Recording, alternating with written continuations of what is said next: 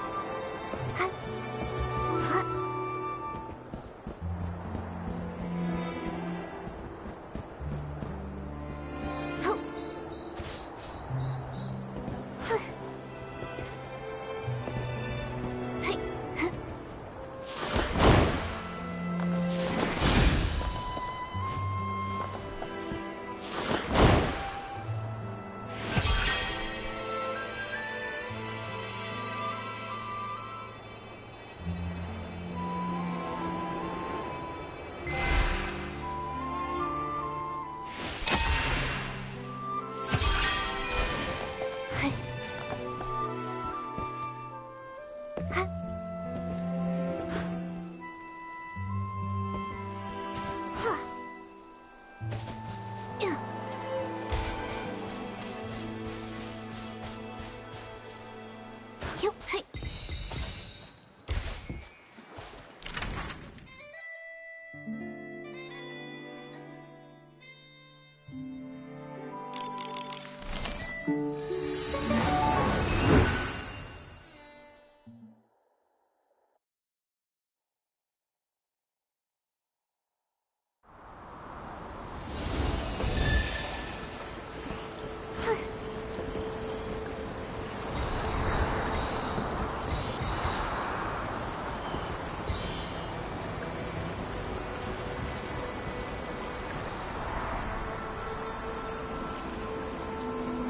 That was you? I just told the guards what's happening. The Red Star's gaining momentum, but I was careless. Leora, and that patchy PC lady. What are you trying to say? Hello, Kingdom Guards. I'm Scarlet the Seeker, former Kingdom Guard reporting in. Miss Scarlet was a member of the Kingdom Guards. She's the one who uncovered Threadstar's plot, leading to Operation Starstrike. Also, she's Leah's mother. What? What are you talking about? Let me explain. I discovered Threadstar's conspiracy all because of Leah. Leah was my daughter, a lovely girl. Unfortunately, she was sick and left me too soon.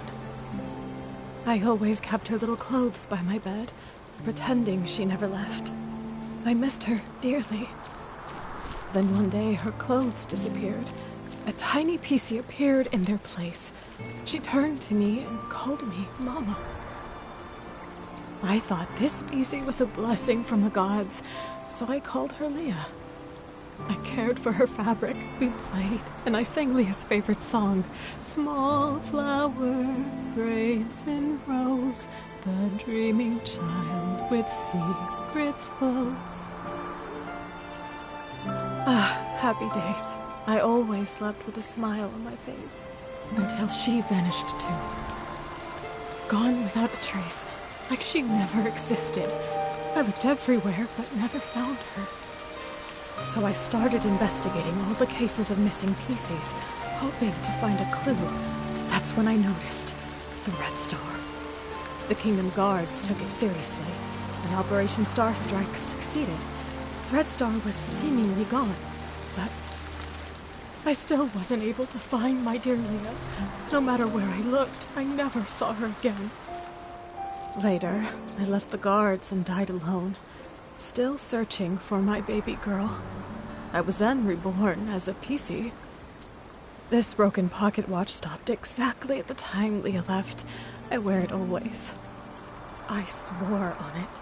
Whether whole or broken, whether it takes a day or 100 years, I will find my Leah. After a while, I began sewing pieces of the victim PCs onto myself, piecing together their memories to find the truth. I've followed those memories ever since. The Red Star kidnapped Leah and turned her into... That's why you were so emotional seeing Leora. You were sensing Leah. Yes, those memories confused my mind, but I will never forget Leah's presence. Leah, my little Leah, I miss you so much. Wind blows soft on the ridge, sending our sorrows off the bridge. Leah knows your voice. I know. I followed Benny here because I suspected that over the decades, he's been helping Threadstar pick kidnapping targets. Wait, so you think Benny is a member of Threadstar? That's why you attacked him? Attack? I did chase him, but I didn't succeed. How come? What a liar. Benny wasn't at the fermentation zone his first day at the estate. I found him there, but that was early on the second morning. Wait, that's the day after the first poisoning case. A whole entire day after Benny claimed he was attacked. His first day hiding in the estate, I couldn't follow him inside. The next day, I followed him to the fermentation zone, trying to catch him. I was distracted by a noise, probably one of his accomplices.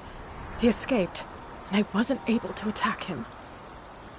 The so-called attack was just a setup. I understand now. We need to catch Benny quickly. Don't worry. Gordon asked Jenny to keep him locked up. Both he and Colleen have already been detained. Unfortunately, the PC who attacked Julie used some forbidden power to strike from a distance. I didn't see them, so I can't be sure if it was Benny. That's okay. You get some rest. I'll take it from here. I'm heading back to Ripple Estate to have a talk with them.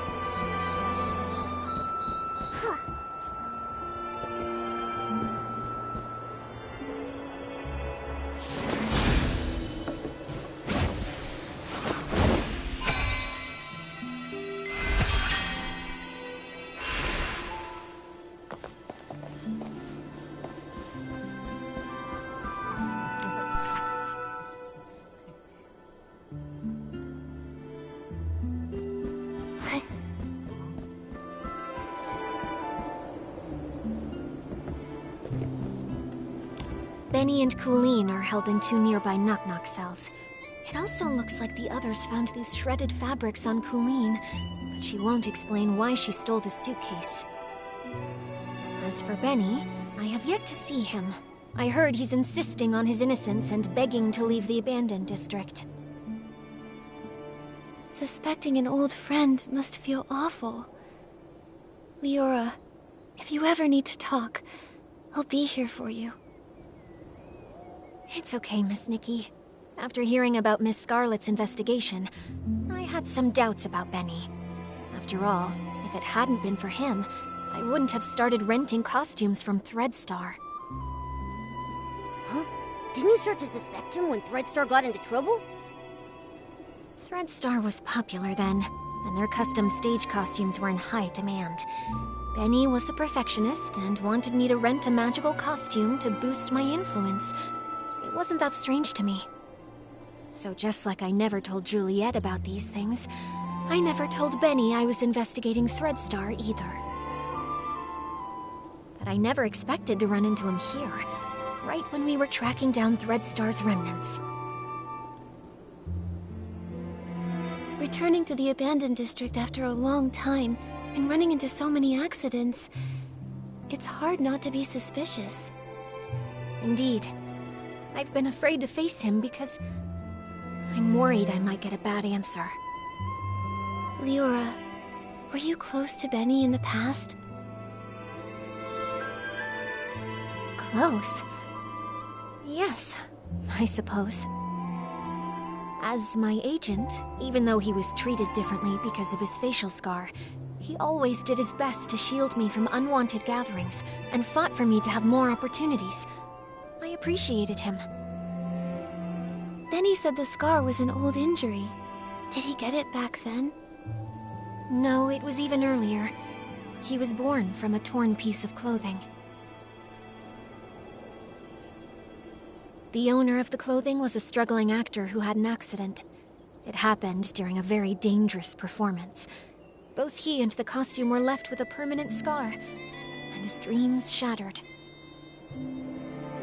When I met Benny, he never really spoke about it, but kept washing himself and tidying the house, as if trying to repair every broken piece of his life. The pain from that accident, just like that scar, never faded from Benny's heart. Maybe because of this, he was a perfectionist and very strict with me, demanding I be a perfect star in everything I did. But he also cared for me a lot, like an older brother, ironing out every crease in my costume and making sure to tidy up my messy dressing table. At every performance, he stood backstage, applauded me, and gave me a bouquet of flowers. He wanted the spotlight on me even more than I did, as if the light could also heal his scars. Sorry for rambling. The most important thing to do now is to figure out what they're hiding. I think we can start by questioning him. If what I know about him isn't entirely based on lies, then he's not someone who's good at keeping secrets. All right, leave it to me. Momo, let's go ask Benny some questions.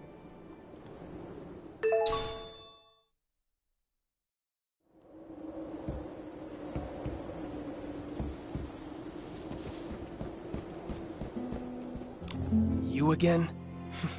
Detectives.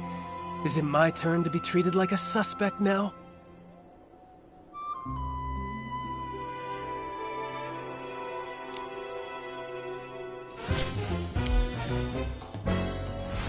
This is just a routine inquiry in the investigation, Benny.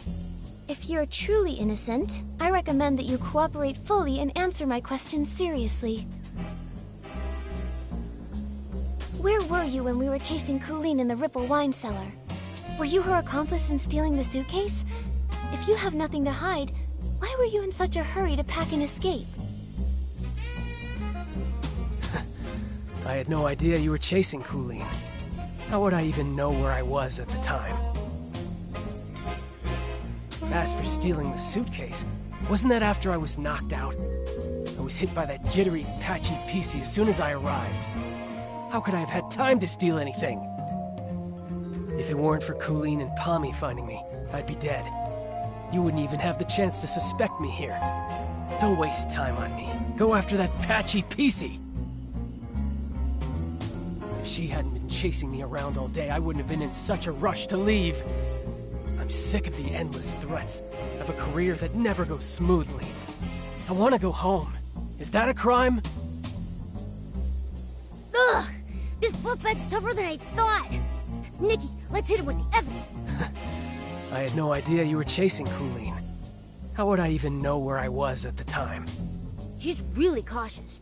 We didn't tell anyone that we were tracking Colleen, so it makes sense he wouldn't know. As for stealing the suitcase, wasn't that after I was knocked out? I was hit by that jittery, patchy PC as soon as I arrived. How could I have had time to steal anything? Nikki, based on our earlier reasoning, Benny didn't have time to commit the crime. Now, maybe that's not true anymore. As for stealing the suitcase, wasn't that after I was not? If it weren't for Colleen and Pommy finding me, I'd be dead. You wouldn't even have the chance to suspect me here. Don't waste time on me. Go after that patchy PC! Still trying to throw dirt on Miss Scarlet, you rotten bag! If it weren't for Colleen and if she hadn't been chasing me around all day, I wouldn't have been in such a rush to leave. I'm sick of the endless threats, of a career that never goes smoothly. I want to go home. Is that a crime? Still trying to throw dirt on Miss Scarlet, you rotten bag! If she hadn't been chasing me around all day, as for stealing... Nikki, based on our earlier reasoning, Benny didn't have time to commit the crime. But now, maybe that's not true anymore. As for stealing the suitcase, wasn't that after I was knocked out? I was hit by that jittery, patchy PC as soon as I arrived. How could I have had time to steal anything?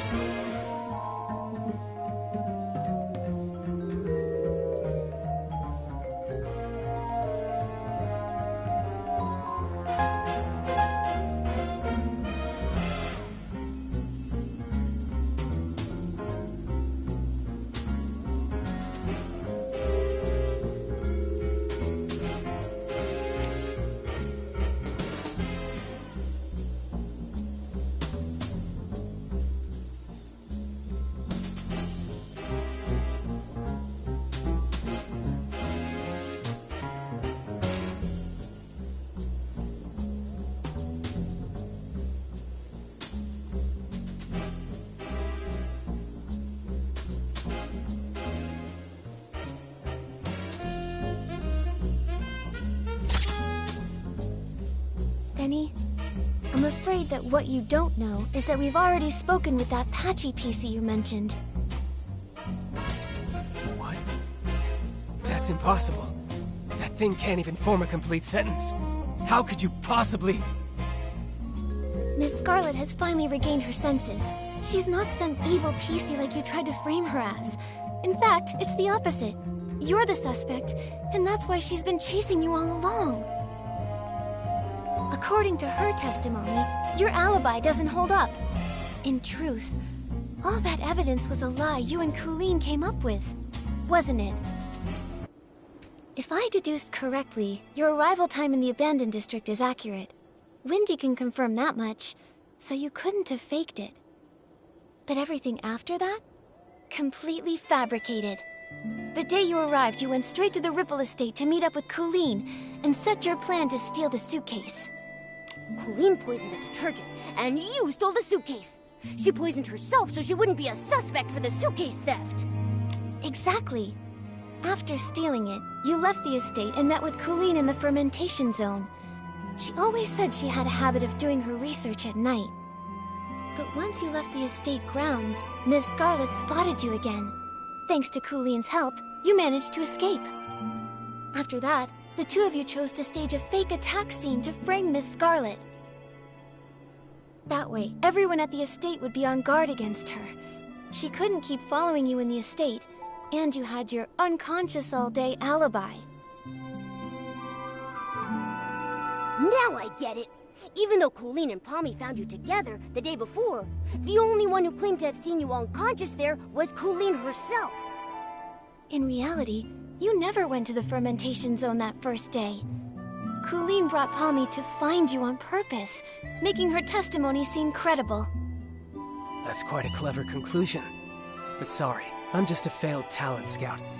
I don't get all the twists of this case, and I'm not interested in your detective games. I have no idea why that lunatic PC suddenly started spouting all this. The only thing I know is that she kept chasing and attacking me, and caused me a lot of trouble. If you insist on believing that maniac and refuse to believe me, well then, I've got nothing more to say. Suit yourselves.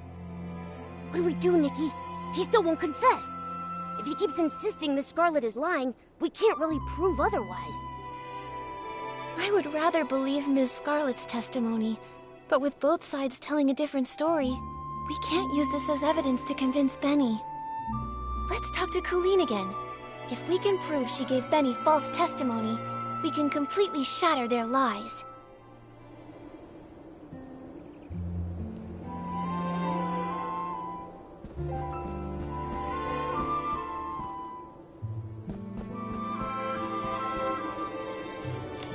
So, now you've sent a human and this little yellow furball. I'm not in the mood to talk.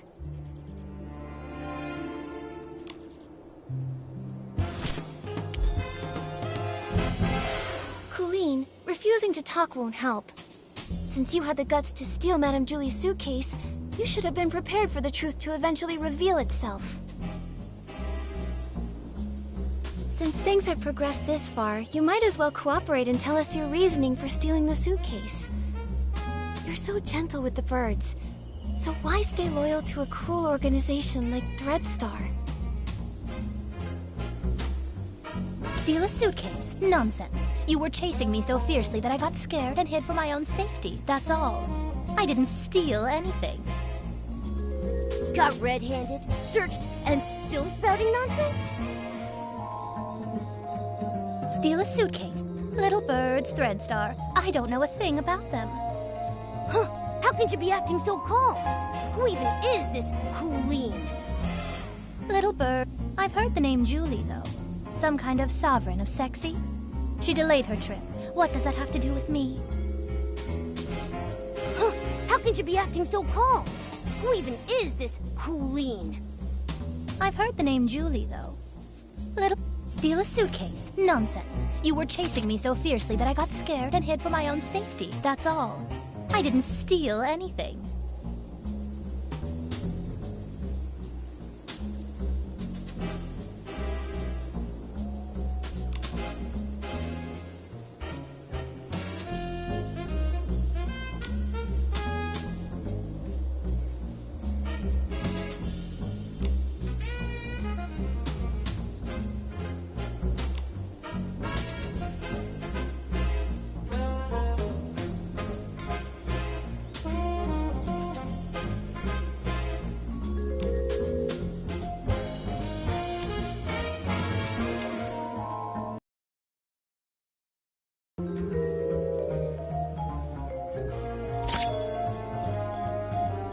scraps were found in your possession. Still going to deny it? Just some cloth scraps. I use them to test detergents. What? Is there a rule against bringing your own scraps to Ripple Estate? If they were really just scraps for testing detergent, why did you keep carrying them while running away? Even when you were cornered, you still wouldn't let them go. I'm a professional detergent bar owner. I have my reasons. A professional detergent bar owner. More like a professional thief. I'm a professional detergent bar owner. I have my reasons. Besides, you suddenly chased me. I didn't have time to think about what I was carrying. She sure had enough time to feed the birds, though. Besides, if you can't prove where these scraps came from, stop wasting my time. Nikki, we have to prove the fabric on her matches the fabric in Madame Julie's suitcase. Is there any way we can compare the scraps?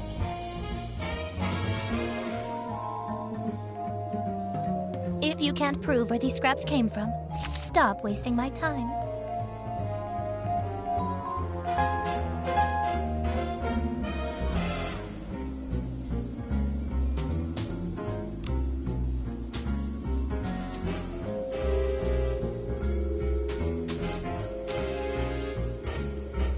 I hate repeat. If you can't prove where these scraps came from, stop wasting my time.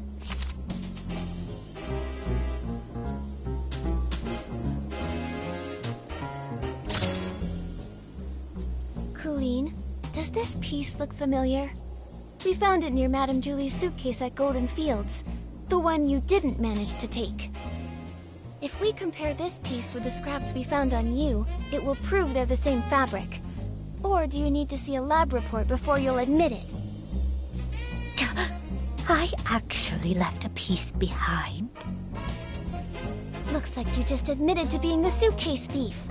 Now, one more question. Benny was your accomplice, wasn't he? His so-called...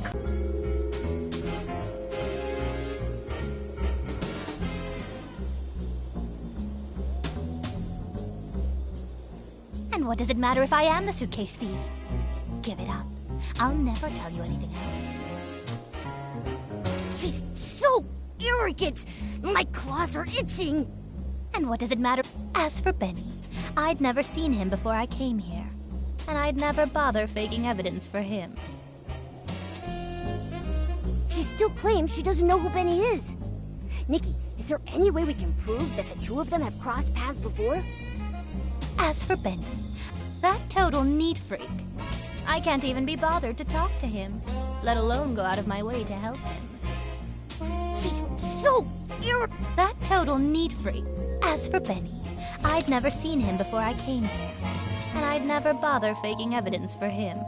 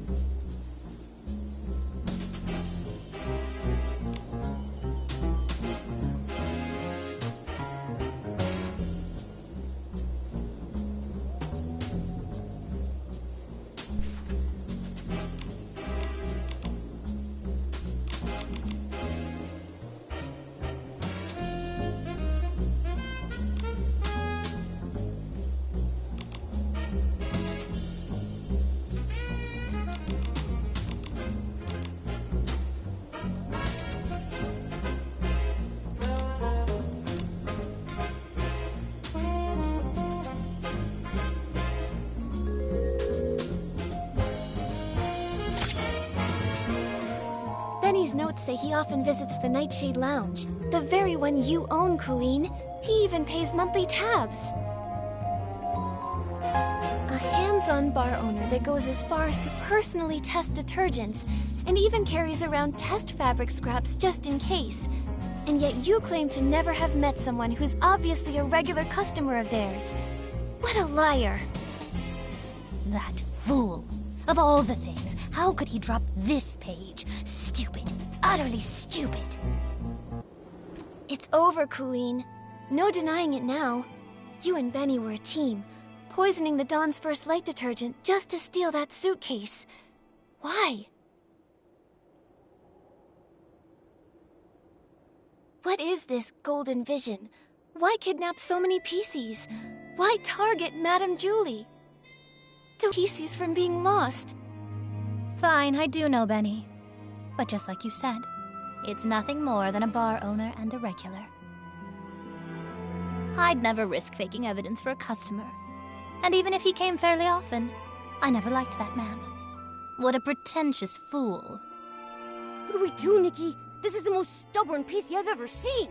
She's still not telling us anything. If she refuses to talk, we have no way to keep investigating. Momo, we need to find a flaw in her collaboration with Benny.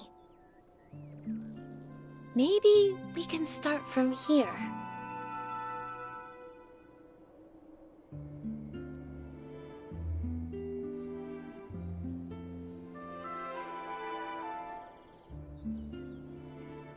I've got it!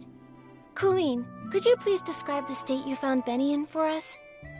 If you are both telling the truth about what happened, both of your stories should match perfectly, right? Didn't I already explain when I brought that PC back? Oh, you know I hate repeating myself. I don't just want the broad story, I need the details. For example, what was the weather like that day? What scent of detergent did the fermentation zone smell like? And what condition was Benny in? Come on, Colleen. Answer these few questions and I won't bother you anymore. Fine. That early morning, actually, the very morning of the Dawn's First Light chaos, I went to check the fermentation zone and saw a buttonfoot and a white glove coming from the wooden barrel house. The weather was just normal. The air carried the scent of aroma lily, which gave me a headache. As for Benny, I thought he was just a worker resting, so I didn't pay much attention. I had no idea it was him. Then the next day, you brought Pommy with you, and he was still there. Pommy checked, and that's when you realized it was Benny, knocked out from the attack? Correct. But you already know that, don't you? The morning after the poisoning incident, the weather was fine, and the air smelled of flight fruit. He was lying in the exact same spot, still unconscious. Just one blow to the back of the head, and he is out that long. How pathetic. Now, is that enough? Don't bother me anymore.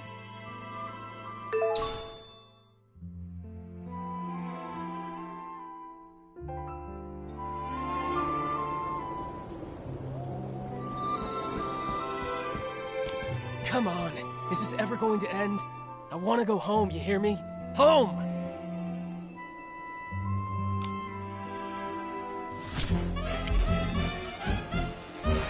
Benny, we have one final question.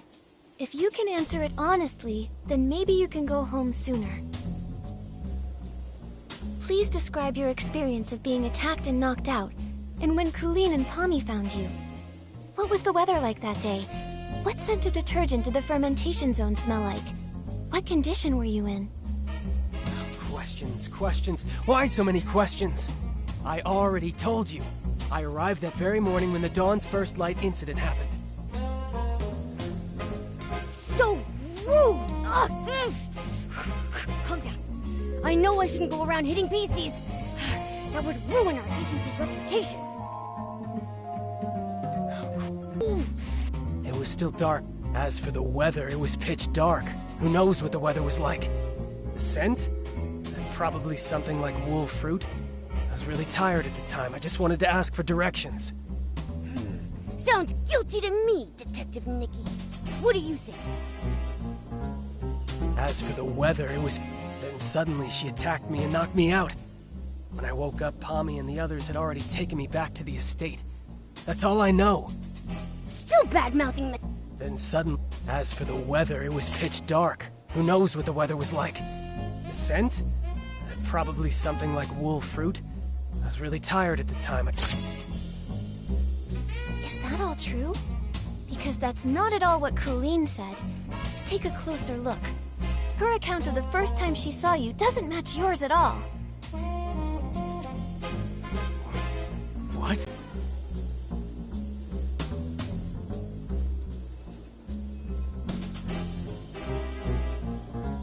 You noticed too, right? She said the fermentation zone smelled of aroma lily, but you said wolfroot. If I didn't know any better, I'd say one of you wasn't there. I just got it wrong. It was a mistake. Benny, don't you think it's a bit too late to change your story and say the scent was aroma lily? Aroma lily's smell is so distinct. No one would believe your side of the story now. The fermentation zone always starts releasing the scent of that day's ingredients after 3 a.m. But you and Colleen described completely different smells. If you're not lying, then how do you explain that? No, I just made a mistake. I didn't. No, I never smelled anything. You pressured me into saying something, so I just blurted it out. He's backtracking. We can't let him off the hook. No. Wait, I remember. I remember now. It wasn't past 3 a.m. when I arrived. I got to the abandoned district by 2 a.m., so I wasn't lost that long. He's backtracking. We can't let him off the hook. Wait, I wandered a bit after that, of course, but not for long. Then I saw that crazy PC's pocket watch. It read 2:30. And he's still trying to frame Miss Scarlet. Nikki, we need to figure something out. His story's gotta have holes. I wandered... Exactly. I just forgot before, but now I clearly remember. There was no scent being pumped out at that time. Don't try to trick me. He's backtracking. Exactly. I wandered a bit after that, of course, but not for long. Then I saw that crazy PC's pocket watch. It read 2:30.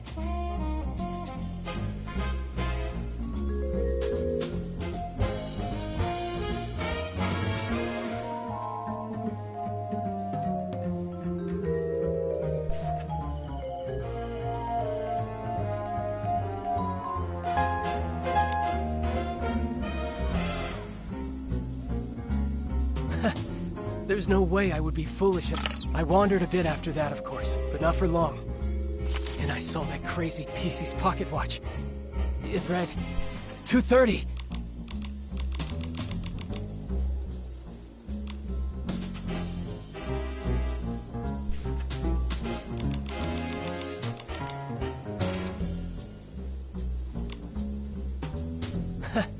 There's no way I would be foolish enough to say... I wandered a bit after that, of course, but not for long. Then I saw that crazy PC's pocket watch. It read 2:30.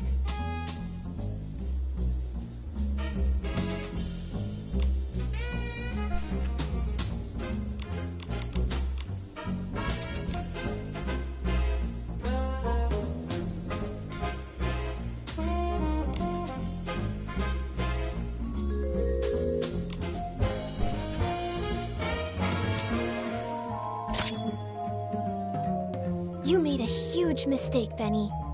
You keep trying to frame Ms. Scarlet, but you don't know her story, or the spirit and the sheer willpower behind her pursuit. That pocket watch was broken from the start. It's forever stuck at 11:18, the time Ms. Scarlet lost her daughter. Broken? Always broken? Lost her daughter. No, I don't understand. Her daughter was murdered by Threadstar. You couldn't have seen 2:30 on that watch. So you're lying. Benny, I suggest you confess. It's over, Benny. Time to admit you lied. We already know your background. You're both Threadstar's villains, sent to the abandoned district to carry out the Golden Vision, right? This is your last chance to redeem yourself. Tell us why you stole the suitcase, and why you tried to kill Madame Julie. And stop working for Threadstar. Come clean and we'll go easy on you. If you're honest, you'll get a lighter sentence. No. Prison? Impossible. I have no idea what you're talking about. What Threadstar? What about killing Julie? I don't know anything! As for the scent in the pocket watch, who knows? Maybe I just misread it.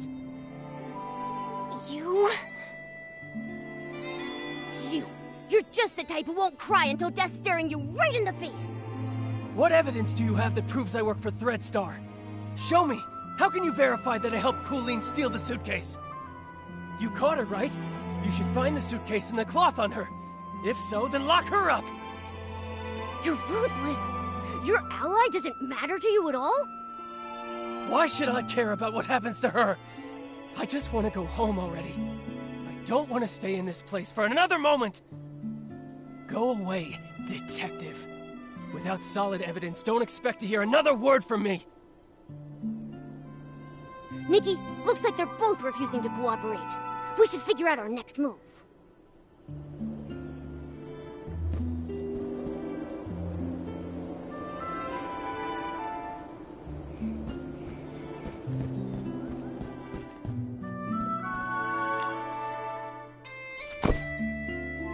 Phew. These two are hard to deal with. They're starting to crack, but they still won't confess. Don't lose hope, Momo. At least we know they're partners now. Benny's so-called attack probably aligns with my theory. It's just a story they made up. Threadstar must have sent a few members to the abandoned district to carry out the Golden Vision. But what exactly is the Golden Vision? And why would they want to hurt Madame Julie so badly? What should we do now, Detective Nikki? Their lips are totally zipped. Not even a hint. How are we supposed to piece the story together when we have no clues at all? Hold on. Like I've said before, no matter how perfect a crime seems, if you look closely enough, cracks will always show. Bad seeds only grow bad fruit. I doubt that we're going to get any more information from Colleen. She would rather confess to stealing the suitcase and accept being punished than tell us what really happened.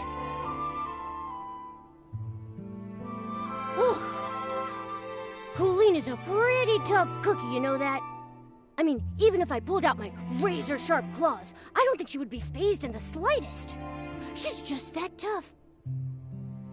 But there might still be a chance with Benny. He's desperately denying it, and he insists there isn't any evidence.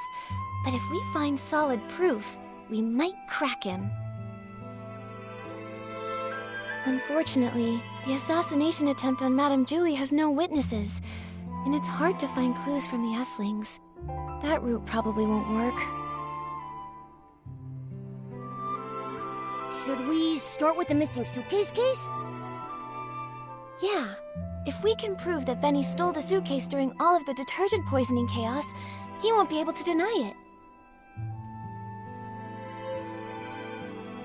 And if we can prove Benny's a member of Threadstar, identifying his motive, he probably won't have much of an argument.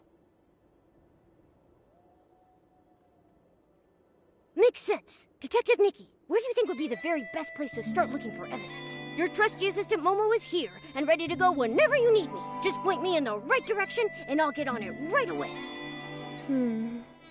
Whether it's Threadstar or Benny, the PCs in the abandoned district might not be familiar with them. We'll probably find clues asking guests from Sichia.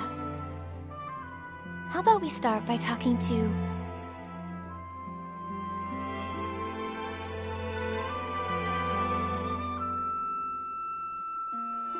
Leora. Since Benny was once Cersei's agent, she must know Benny's past better than nearly anyone else around. All right, let's get going. With Nikki on the case, we've got this.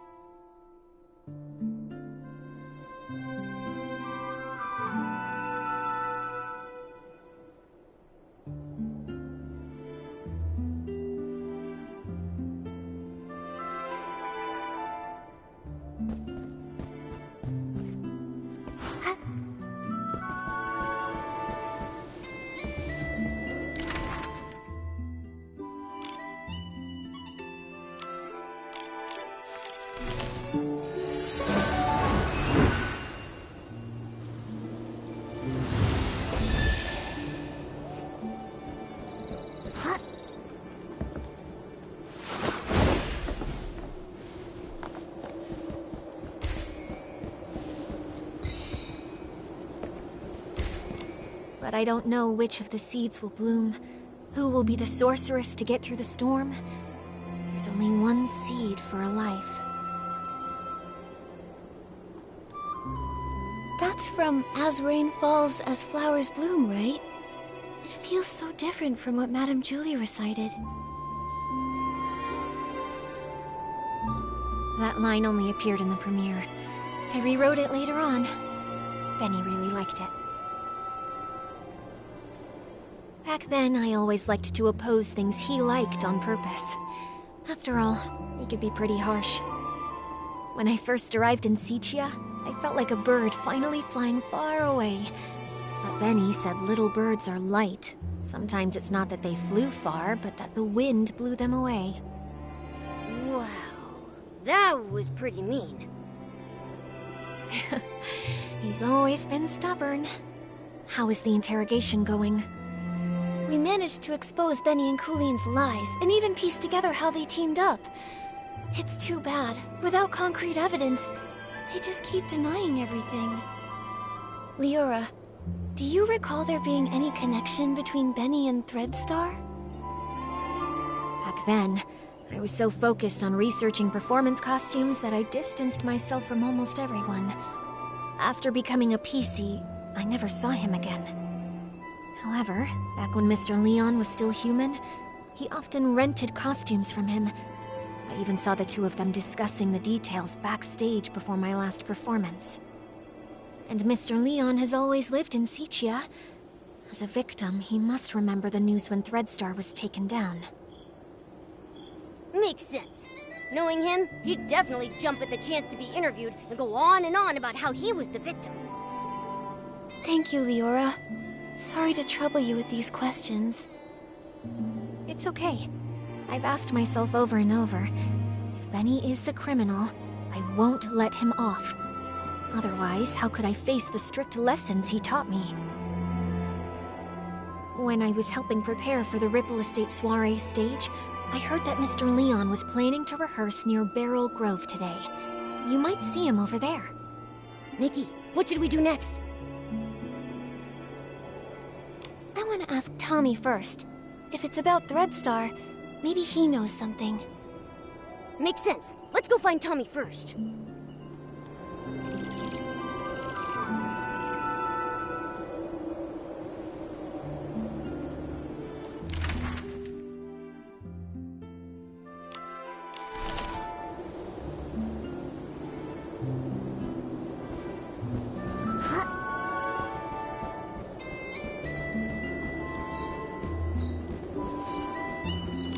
Write it all down! Even if I don't make the headlines, at least give me a sidebar mention.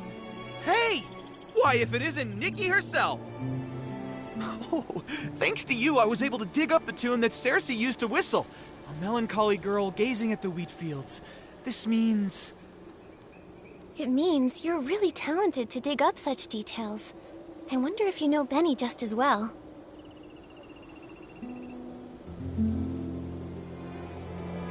That guy only has Madame Julie and Cersei on his mind. Ha! Don't underestimate me! In just a few days, I was able to uncover nearly all the secrets held by those folks from Sicia. Everyone except, of course, for the mysterious Leora. Yeah, but that's only a matter of time. Please, tell us. Benny, he was a great talent scout who made Cersei famous back in the day. They were both incredibly close to each other. When Cersei won the Golden Sicia Best New Artist Award, Benny cried so hard backstage he couldn't even keep his sunglasses on. Ever since Cersei unexpectedly died, his career dried up.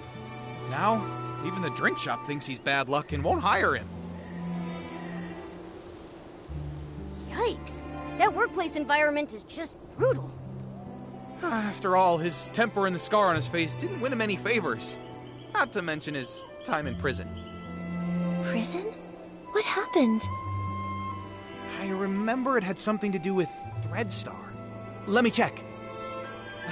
That briefing was stolen by Mr. Leon.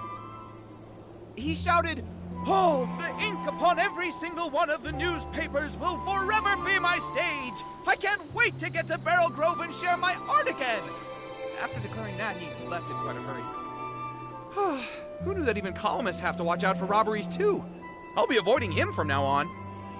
Sounds like something Mr. Leon would do. I think we should avoid him too. Nikki, what do we do now?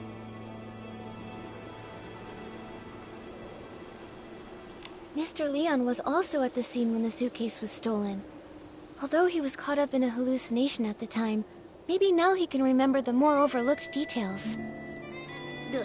If he's off performing some one-man show again, then it looks like we'll be in for a real dramatic time. Ugh.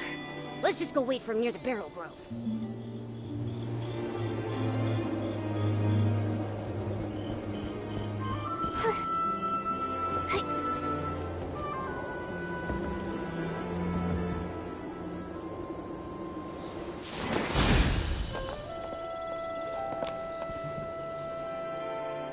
Oh, this world is even sadder than the drapes at the Backwater Theater. Mr. Leon, sorry to bother you. Did you see Benny before or after the poisoning that day? Benny?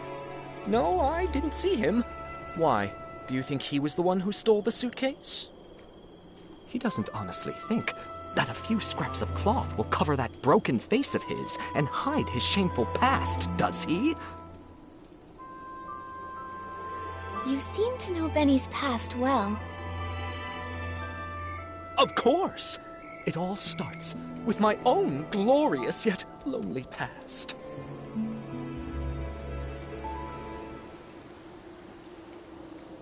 A boy more fragile than an unfinished script. When he arrived in Sichia, his dreams were even bigger than the city. Even though he had already become a piece of living art, that era of foolishness trailed behind his shadow. On snowy nights, his monologues put the basement's hairband slugs to sleep. The applause that should have followed, lost along their way. Until one day, a kind gentleman gave him a gift, powerful enough to shake the world, whispering, "Wear it. Wear it." He knew everything has a price. Nightmares, pain, reminding him of their existence.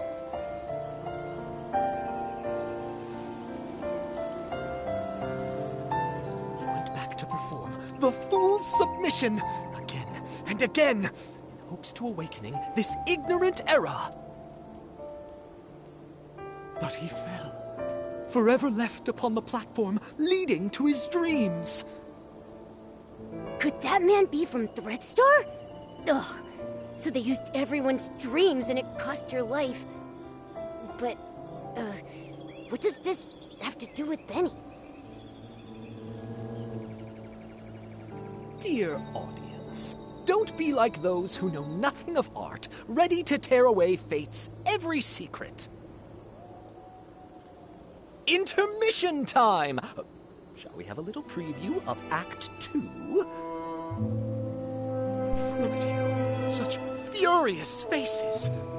Surely you've seen through the gods' twisted little trick. Such pitiful jealousy. Too afraid to let the true starlight fall upon me.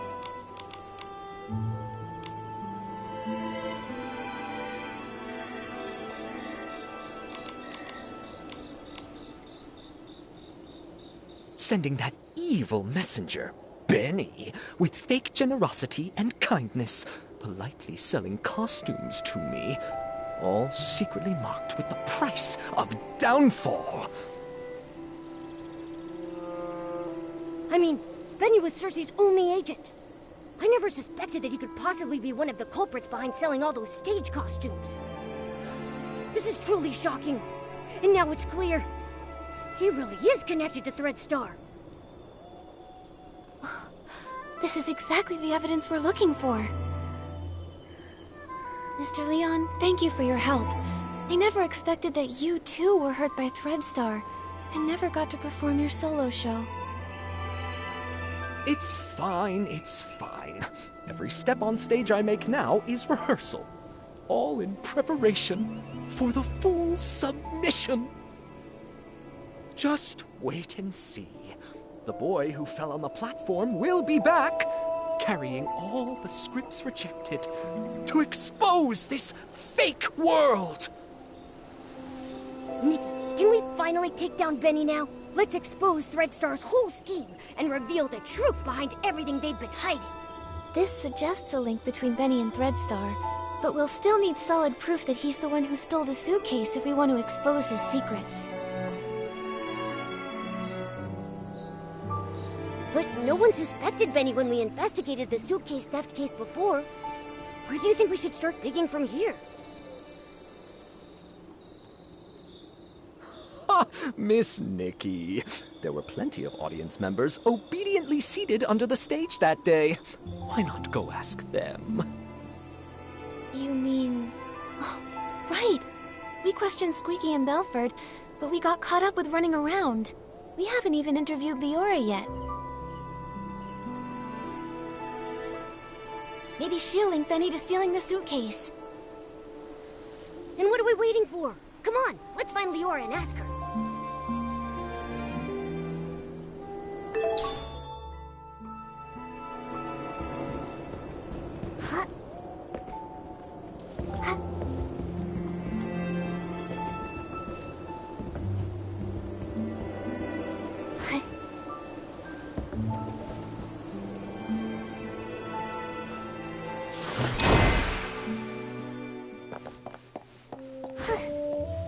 I think I was here. And then... Leora, are you recalling what happened the day the suitcase was stolen? Miss Nikki, yes. While you were all busy with the questioning, I just stood by doing nothing. I felt so ashamed. I thought that if I could recall some overlooked details, maybe I could help. That's fine. In fact, we were thinking the same thing. We came to hear more about that day in detail. Of course. As always, the first to receive the Dawn's first light that morning were the on-duty staff, so they would be able to quickly return to their posts. After I applied it and was about to head back, I noticed some staff were already showing symptoms. I had a bad feeling, so I ran here, hoping to meet Gordon. When I arrived, I saw Squeaky pressing juice there. She's usually really energetic, but at that moment she seemed unusually agitated. If you say so, it really sounds like she must have already been hallucinating back then. She was talking about flying fruits, runaway bags, all sorts of impossible things. At the same time, I saw Belford approaching. He carried a bunch of detergents, but was already unsteady. It sounds like Belford was about to hallucinate too. I wanted to help him, but I quickly started to feel dizzy myself, stumbling and bumping into him. Lots of detergent spilled. The smell was strong. Oh, this must be the fragrant fireworks Belford told us about. What then? Then I started hallucinating too. I can only remember some fragments. A yellow bulkhead with 2 blue-purple horns, wearing a blue-purple jewel on his neck. Well, I thought the bulkhead might charge. While dodging it, I bumped into a sack, and I think I may have cracked it. Do you think that bulkhead could be Belford? I remember his yellow hat having 2 blue-purple patterns. Just a thought. That's a possibility. Then suddenly I heard a loud shout ring out. You'd rather have perfect wheat fields than accept the Barasant I bring! Something like that. That has to be Mr. Leon. I think your version of this line is better than his original. That was him. I was startled then. I saw the bulkhead run away, felt danger was coming, and left quickly. It looks to me like both you and Squeaky were scared off by Mr. Leon's shout. When I came to my senses, I was at a remote water spot, soaked through, and there was no one nearby. So that's what happened. We met the other witnesses Leora mentioned to us, but I can't shake the feeling that something is off. There should have been one more PC there. The thief. They couldn't have disappeared without a trace. But what exactly feels wrong? Don't rush things, Miss Nikki. Maybe we can simulate an interrogation. Treat me like a suspect. Find any inconsistencies in my story. Maybe the truth is hiding in plain sight. Great idea. We should get started.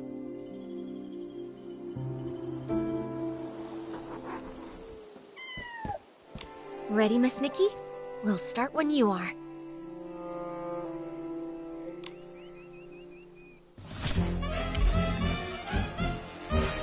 Leora, could you please describe again what happened nearby that day? Especially the part where you saw Squeaky and Belford. Not a problem. When I arrived here, Squeaky seemed already caught up in hallucinations, pressing juice with wild agitation. That info matches Squeaky's testimony. I don't see any issues. Belford was on the other side, transporting detergent but already unstable. I tried to help but felt dizzy and accidentally bumped into him, spilling the detergent.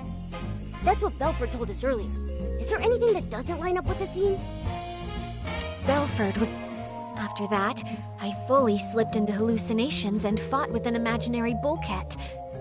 Well, I think that was a mistaken vision of Belford. That seems to match Belford's testimony.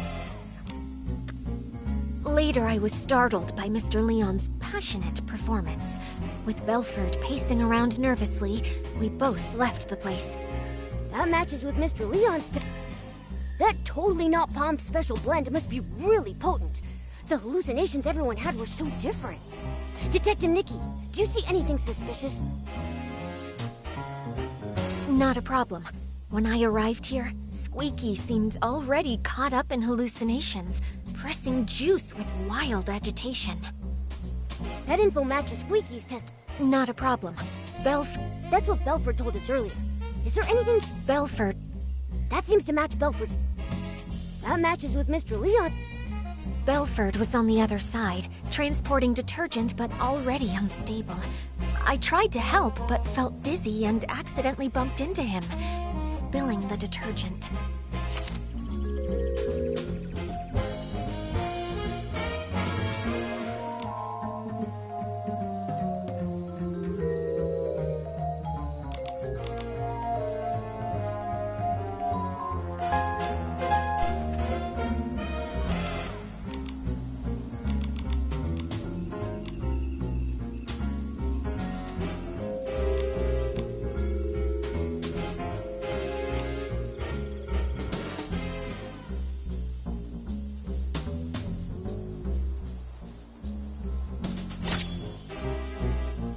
Got it.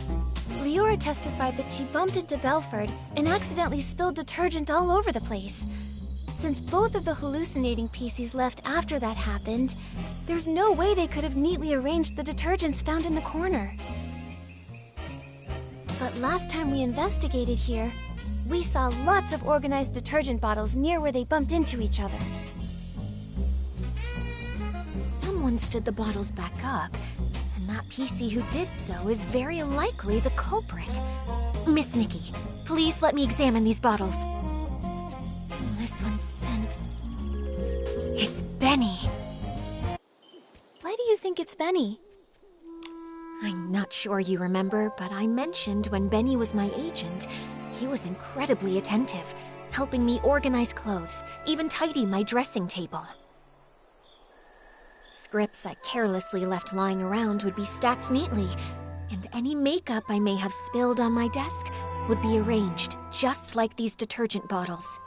I should mention, this detergent scent is the one Benny usually uses. We often see Benny washing his hands. It seems he always carries detergent with him. Yeah, although this fragrance he usually uses is quite common and very mild, when placed alongside these other nearly scentless detergent bottles here, you can still figure out the difference between them. Moreover, Only this bottle has been slightly used, and the bottle's cap has an extra seal ring inside of it. That's Benny's signature. If Benny stole the suitcase, after doing the dirty work of lockpicking, he'd want detergent to clean his hands. I now suspect that the big sack I accidentally bumped into, after being startled by Mr. Leon's performance while I was hallucinating, was actually Benny. Benny was washing his hands while he was also startled by Mr. Leon, bumped into you, and dropped this detergent? Exactly. That's definitely possible. But so far, it's just speculation based on Benny's habits. It's hard to prove. Exactly. And since this detergent is so common, Benny could easily blame another PC for leaving it behind. I think we'll need to dig a little deeper. This interrogation simulation has been really helpful to us, Leora. If you can keep assisting us while we clear things up, we would really appreciate it. It would be my pleasure.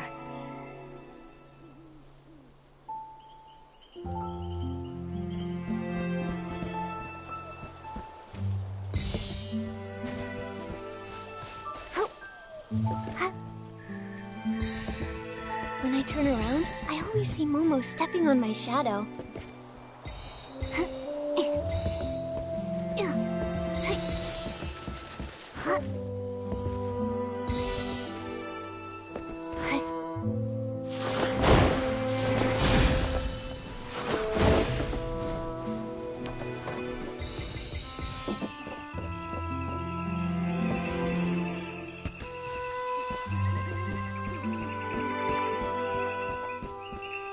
Ready, Miss Nikki?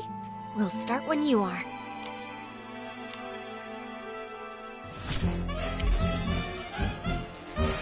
If this bottle of detergent with a different scent really was dropped by Benny...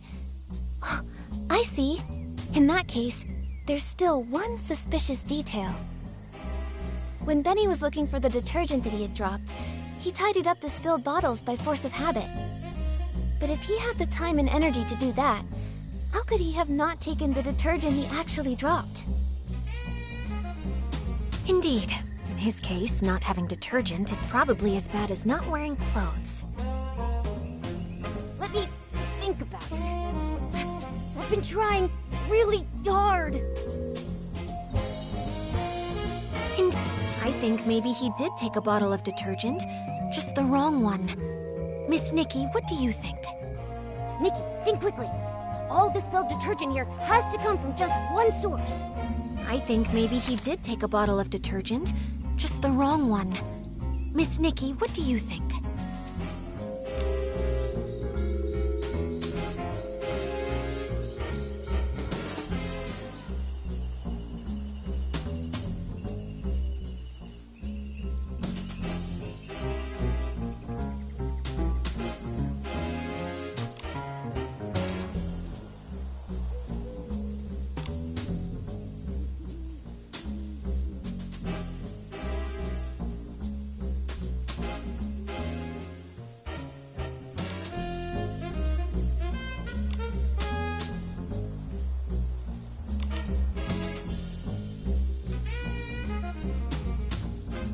This might not be related to what we're I think maybe he did take a bottle of detergent, just the wrong one.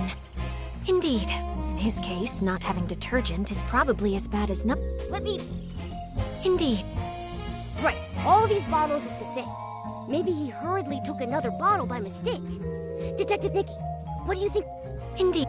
I think maybe he did take a bottle of detergent, just the wrong one. Miss Nikki, what do you think?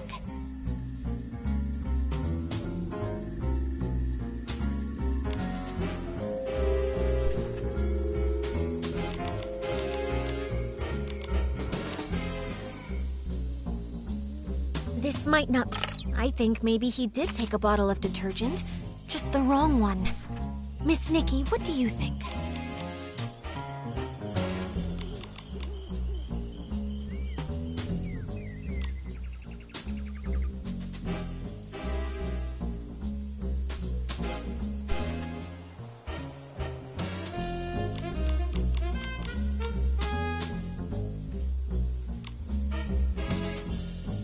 This might not...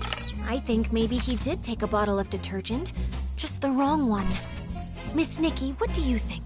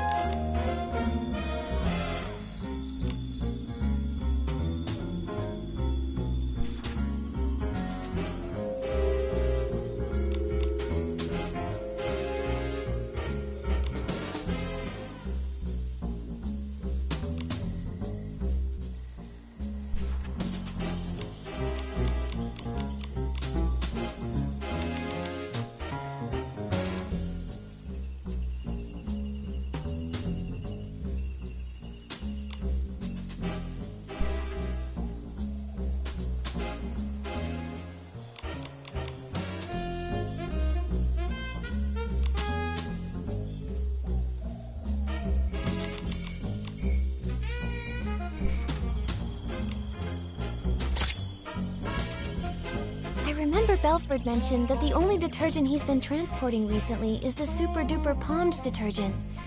It doesn't smell like anything. It matches the characteristics of these detergents. I see. Since the bottles all look alike, and the scent difference is minimal, it doesn't surprise me that he grabbed the wrong detergent in a hurry. Even if Benny did grab the Super Duper Pond detergent by mistake, he probably realized it a long time ago. If he's already thrown away that bottle, we can't investigate further. Maybe we can find supporting evidence from other testimonies. Let me... Have other witnesses seen anyone with a distinctive appearance in their hallucinations? Like how I saw a sack with a big tear. Besides Leora, there's Belford, Squeaky, and Mr. Leon. Nikki, did any of them report seeing anything?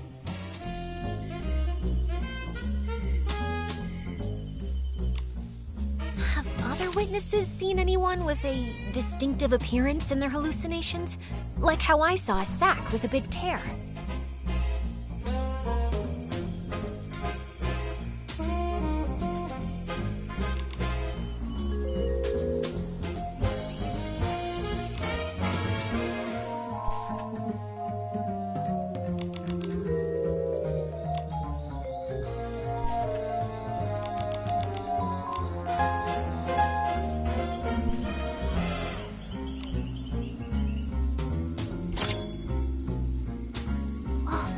Squeaky said she saw a big sack split open after being scared by another noisy sack. Maybe what she actually saw was Benny, who got a big shock from Mr. Leon. That's definitely possible. Looks like I'm not the only one who saw a hallucination resembling Benny. So the truth has been right in front of us all along. We just didn't see it. Great! Now we have both the detergent he dropped and the descriptions mentioned in everyone's testimony. Nikki, can we go interrogate Benny now? I'm still a bit worried. Will these ambiguous pieces of evidence really make him confess? I also feel something's missing. From what I understand of Benny, the more stressful the situation, the more eloquent he gets. We've seen that behavior before. Even with a mountain of evidence, he just keeps arguing. Hey, could this be a trait of a showbiz manager? Huh, you could say that. In the ruthless entertainment world, it was a skill he really took pride in. Given his personality, when faced with this evidence, he'll probably claim he was poisoned and ran to the scene, but he'll firmly deny touching the suitcase. Yeah, I can picture that. Looks like we need solid proof to show he did actually come into contact with Madame Julie's suitcase. Leora, please help me one more time. Just one last interrogation simulation.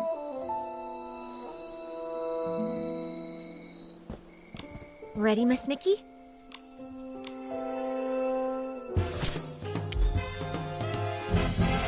I think the key is right here. How can we prove that Benny made contact with Madame Julie's suitcase? To prove that, we need to find marks on the suitcase that only he could have left. Right. Nikki, did you see anything that might be suspicious on the suitcase? Benny definitely washed his hands with the super-duper pumped detergent he grabbed by mistake, but this detergent doesn't have any distinctive scent. Ugh, if he had used super scented palms, we would have caught him, just like Tawny. Besides the scent, what kind of flaw could super-duper palmed possibly cause? I remember the effect of super duper palmed is very special. Besides the scent, what kind of flaw could super-duper palmed possibly cause?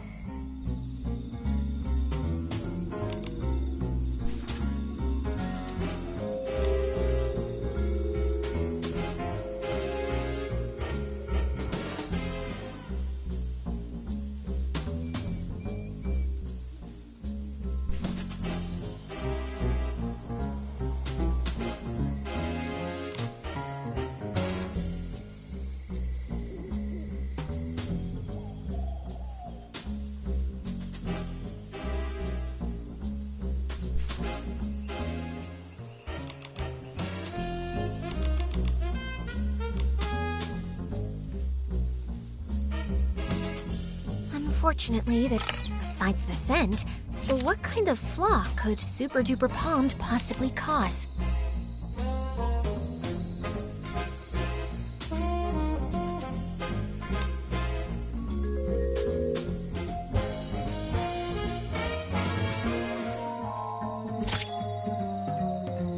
Alan once told us that Super Duper Palmed can amplify the effects of other types of detergent. So powerful that the estate won't even sell it to any outsiders.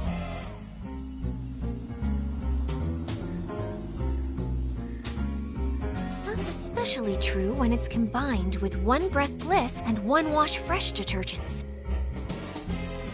Turns out, this detergent can create so many effects. Keep it up, Detective Nikki. We're just one step away from the truth.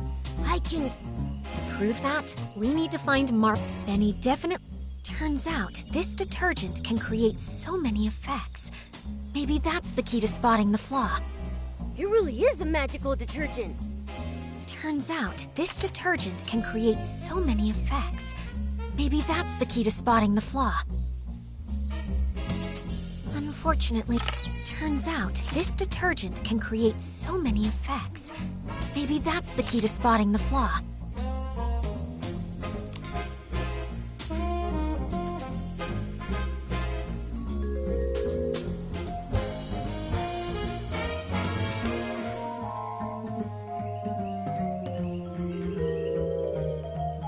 Unfortunately, turns out this detergent can create so many effects. Unfortunately, turns out this detergent can create so many effects. Maybe that's the key to spotting the flaw.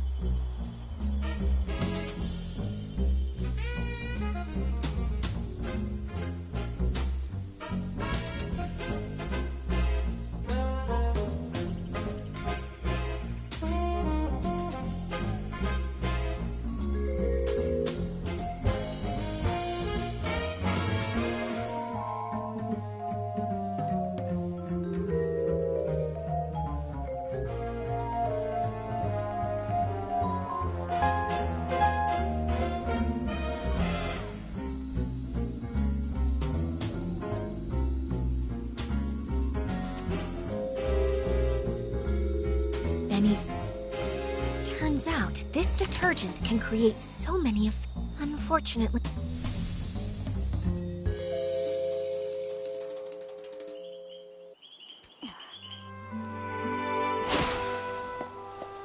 Ready, Miss Nikki?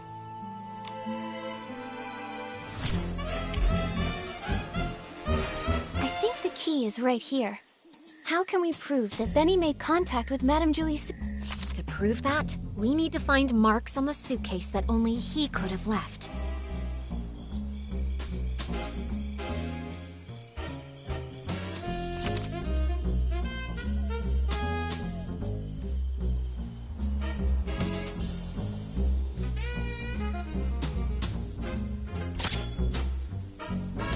Madame Julie's suit?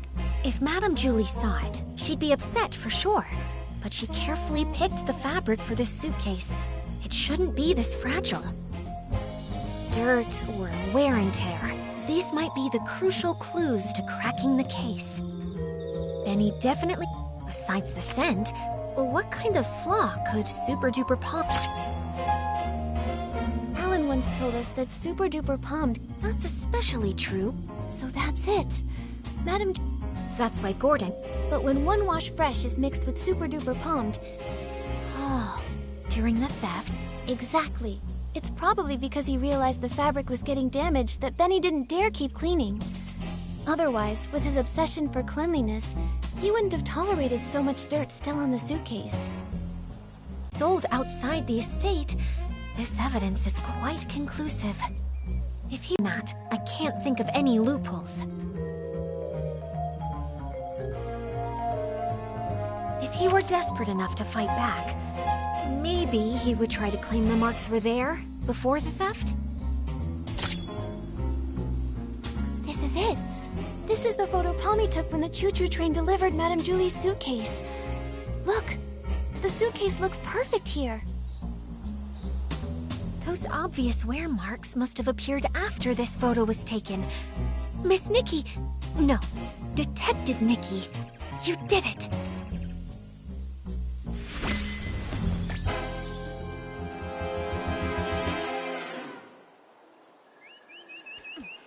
So this is what really happened that day. While everyone was hallucinating, Benny snuck onto the scene. No one knew that a new guest had arrived at that time, except for Colleen. After stealing the suitcase, Benny washed his hands out of habit, using the detergent he'd brought. Then, Mr. Leon shouted his lines, startling all the PCs. Leora knocked over Benny's detergent bottle. When he went to pick it up, he couldn't help but organize the scattered bottles. But he took the wrong detergent, the Super Duper Palmed, the one that Belford was responsible for transporting.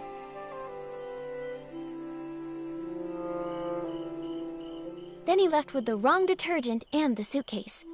The estate was chaotic during those few days, so no one saw the detergent bottles lined up in the corner. Later, because the suitcase was so dirty, he tried cleaning it, but didn't expect the reaction between Super Duper Palmed and One Wash Fresh already soaked into the fabric would wear the material down. Bad seeds only grow bad fruit. Eventually, he left behind a flaw. Why did he choose this path? He cares deeply about his wounds, yet he joined Threadstar, tearing apart his own kind. Leora, we still don't know how deeply Benny's involved. Let's talk to him first, before we make a call. Yeah. Although he definitely helped steal the suitcase, we haven't found any other clear sign of wrongdoing. The ledger isn't his, and the Golden Vision notes aren't with him either. He already served a century in prison and got hit by his own accomplice. Before we jump to conclusions, decide whether he's truly a bad PC or not, we need to gather all the facts, piece everything together, and see the full story for ourselves. Prison? I guess I didn't know everything about him. Actually... It's fine, Mr. Momo. Thanks for helping uncover the truth. If Benny really is a key member of Threadstar and tried to harm Madame Julie, I'll personally bring him to justice. Even if he's got his reasons, or if he introduced Threadstar to me, even without meaning to, I want to hear it from him directly. Right. Before we find Benny, let's take this suitcase to Alan's for an inspection. With a professional detergent expert's report proving that 2 detergents made these marks, our interrogation will be stronger. All right, let's go. With Nikki and Momo on the case, and Leora helping out too, there's no way we can fail. We're definitely going to catch him.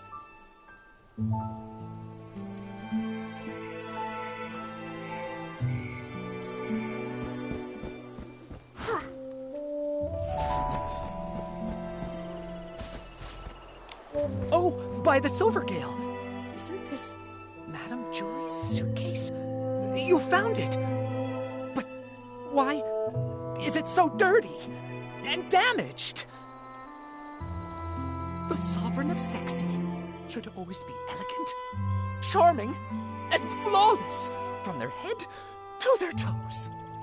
Oh, I can't stand seeing this! Actually, we wanted to ask you about the damage on the suitcase. We're wondering, could it have been caused by detergent? Well, you have certainly come to ask the right person. As a detergent tester myself, I am the most familiar with how to identify different types of detergents. And I am also someone who simply cannot handle when the beauty of this world falls victim to destruction. So, Alan, can you tell what they are? Unbelievable. Which staff member was so careless to make such a basic mistake? Both detergents, One Wash Fresh and Super Duper Palmed, were detected on the suitcase. Their combination created the special Super Clean Palmed formula, which is too strong and damaged the fabric. Just like we guessed. Do PCs that come in contact with this special Super Clean Palmed formula leave marks on their own fabric? Definitely. That is why this special formula was only sold internally. The Ripple estate doesn't even keep a single bottle of it in stock. Who made this mistake? Bring them here, and I'll test them thoroughly. I'm sure I can detect the residue of the special formula. That's great! Sorry, Alan, we're a bit pressed for time right now, but we'll fill you in on what happened later. With your help, we'll finally breathe easy. Momo, let's find Benny. He can't deny anything this time.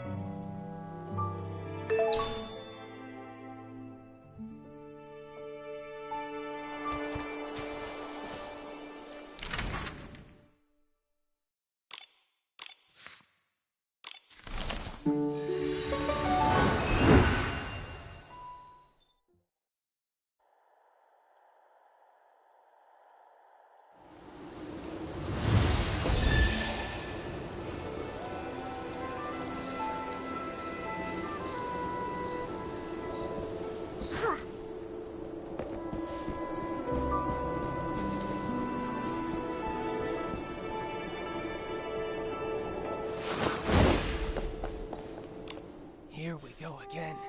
When will this end?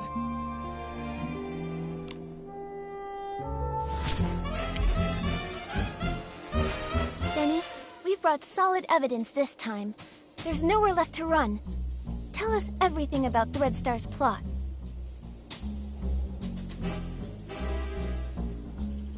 No way. You're just trying to trick me. You really think I'd believe you? It's the end of the line, you little rag. How many times do I have to repeat myself? I've got nothing to do with Threadstar. So desperate that you're spouting obvious lies? Detective Nikki, finish him off! How many times do I have to repeat myself? I've got nothing to do with Threadstar.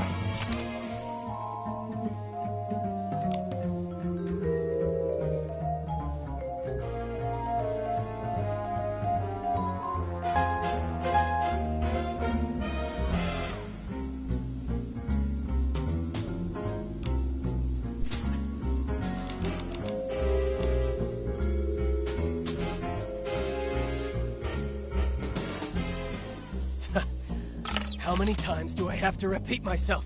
I've got nothing to do with Threadstar.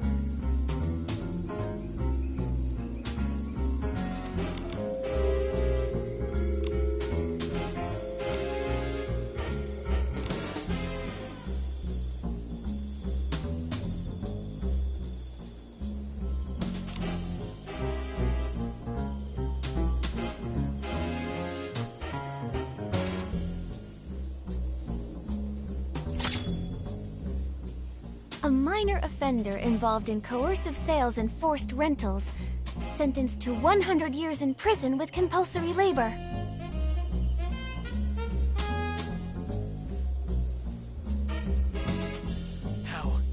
How did you find this? Don't bring that up. No! You served Threadstar centuries ago, and we should believe you're not involved with them now? Benny, if you keep this up, you'll only end up back in prison. And for even longer next time. Why won't you confess? No! An old newspaper can't prove a thing! It happened so long ago. How is that evidence? I never stole the suitcase, or tried murdering Julie. Colleen! She's the one who did it! Centuries ago, I had no idea that Threadstar's costumes were even made like that. I have nothing to do with them! I never stole the suitcase, or tried murdering Julie. Colleen! She's the one who did it!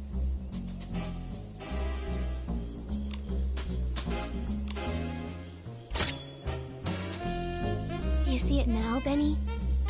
Madame Julie's suitcase has traces from the mixture of Super Duper Palmed and One Wash Fresh. The latter being the detergent used to clean the suitcase regularly. So what? Where did that Super Duper Palmed come from? The only explanation is if someone left their own detergent behind and took the transport shipment. And I think the culprit is you. No!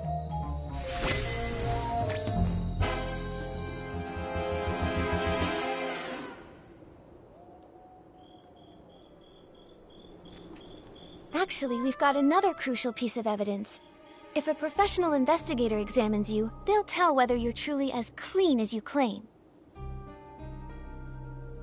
Maybe you ended up just as over-clean as the suitcase, after coming into contact with the same mix of Super Duper Palmed and One Wash Fresh. Enough! Enough! Stop talking about things I already know! I know I damaged the suitcase. I know I hurt the PCs. I know I'm an accomplice, but I've already tried to break away. Why can you just not let me go?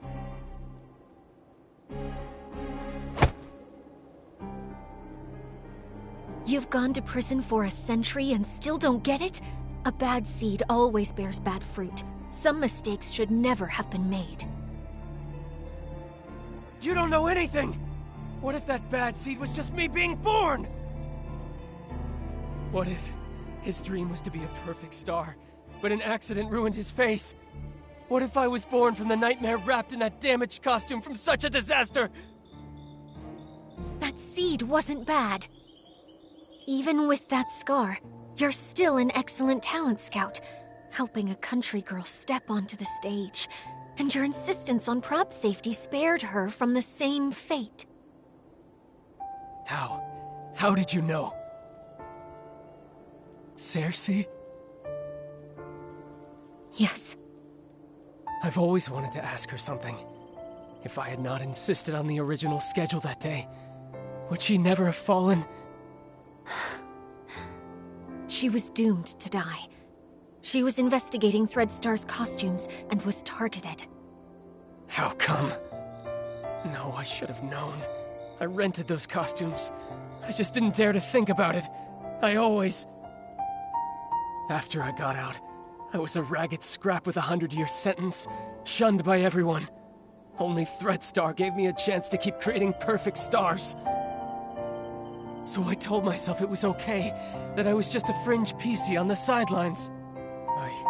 I stole the suitcase, but I didn't want to think about what was inside it. I kidnapped the PCs, but I didn't want to see what happened to them afterward. A crime is still a crime. No matter how you tried to dodge it before, this time you still bared your claws at Madame Julie and tried to kill her. I didn't. I'm not qualified to do such an important mission. Colleen assigned my tasks. She didn't even tell me Julie was still alive. Julie was still alive. Leora, do you remember that when we were investigating in the Ripple wine cellar, Colleen said that too? She did. She seemed unaware that Julie faked her death. The attack on Madame Julie. Could the real mastermind still be hiding in the abandoned district? We need to ask Colleen again. She won't cooperate. She joined Threadstar to find her missing twin brother. That's the only thing she truly cares about. Missing? What else do you know about Colleen? She'd rather talk to birds than to other PCs. Maybe because she once had a celeb crow named Cece. She's always been closer to those birds than PCs. Cece? Could it be... This scarf! Tommy said Mr. Simon and his sister once raised a celeb crow called Cece together.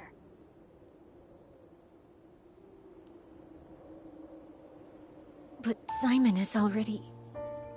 Leora, would you be able to visit Tommy and borrow Mr. Simon's relics? I think we have a lot to discuss with Colleen now. Okay, I'll be right back. You'd better help her see things clearly. She doesn't need to live the way I did.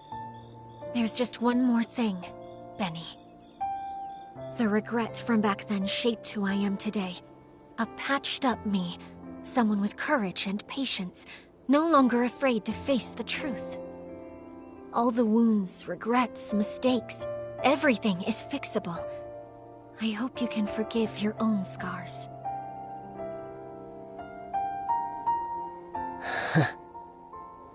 If only Leora had told Benny this sooner. Benny's done so many bad things, no one's going to forgive him. Maybe what Leora meant was that having regrets and flaws doesn't mean that life has to end.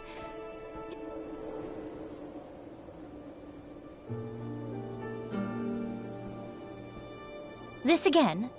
Ask away. You're wasting your time. That's where you're wrong. We've discovered something we'd like to show you.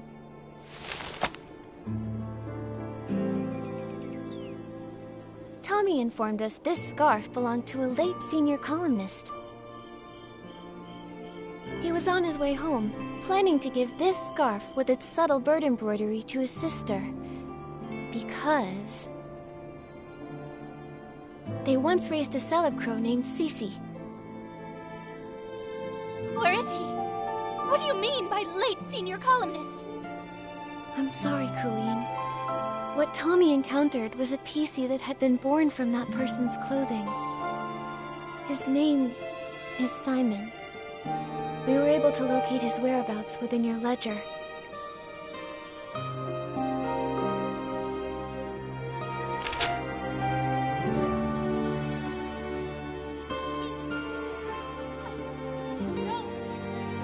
I didn't know! I think this letter was meant for you. It's possible he may have taken on a new PC name to conceal his true identity, hoping to meet you again someday. But I'm sure that hearing that new name, it must have felt very unfamiliar to you.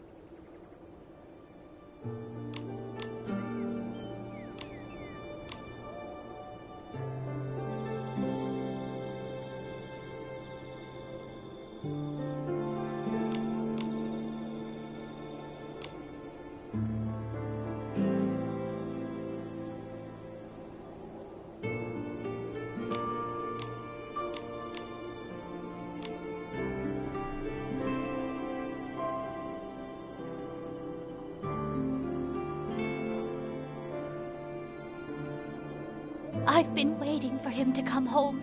I took my medicine. I took good care of Cece. I promised, even sick, I'd live longer than Cece, longer than him. I wrote the newspaper letter to every address listed in our book. Later, I went knocking door to door. None of them knew. He'd gone too far away. I then became a PC, and my brother. There must be another PC born from his closet. I waited and waited for such a long time. I kept all of his clothes safe. But why, brother, why did you leave me all alone? His strongest wish was to go home and see his sister. He only had the clothing he wore outside. the road home was too long. Why did you think joining Threadstar would help you find